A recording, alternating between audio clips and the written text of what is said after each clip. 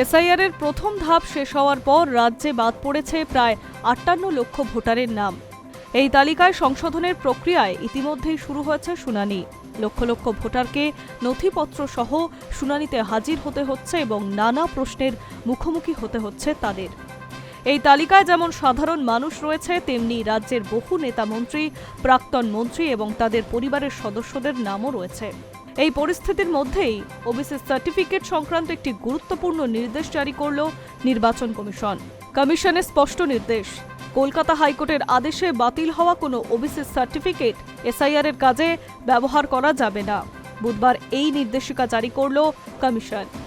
2010 সালের পর থেকে 2024 সালের মে মাস পর্যন্ত যেসব ওবিসি সার্টিফিকেট দেওয়া হয়েছিল এবং যেগুলিকে হাইকোর্টের নির্দেশে বাতিল হয়েছে, সেগুলো কোনোভাবেই এসআইআর প্রক্রিয়ায় গ্রহণযোগ্য হবে না। এই বিষয়ে জেলা শাসক তথা জেলা নির্বাচন আধিকারিকদের প্রয়োজনীয়তা নির্দেশ পাঠিয়েছে নির্বাচন কমিশন। কমিশনের তরফে স্পষ্ট জানানো হয়েছে যাতে কেউ বাতিল ওবিসি সার্টিফিকেট ব্যবহার করতে না পারে, সেই বিষয়টিকে জেলা স্তরে নিশ্চিত করতে হবে। উল্লেখ্য, 2024 সালে কলকাতা হাইকোর্টের নির্দেশে 2010 সালের পরে তৈরি হওয়া সমস্ত ওবিসির তালিকা বাতিল হয়ে যায়।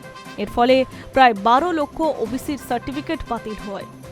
তবে আদালতের নির্দেশ অনুযায়ী 2010 সালের আগে ঘোষিত ওবিসি শ্রেণীভুক্ত ব্যক্তিদের শংসাপত্র বৈধ বলেই গণ্য করা হয়েছে।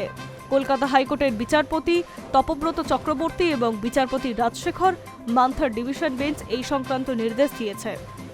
High news network.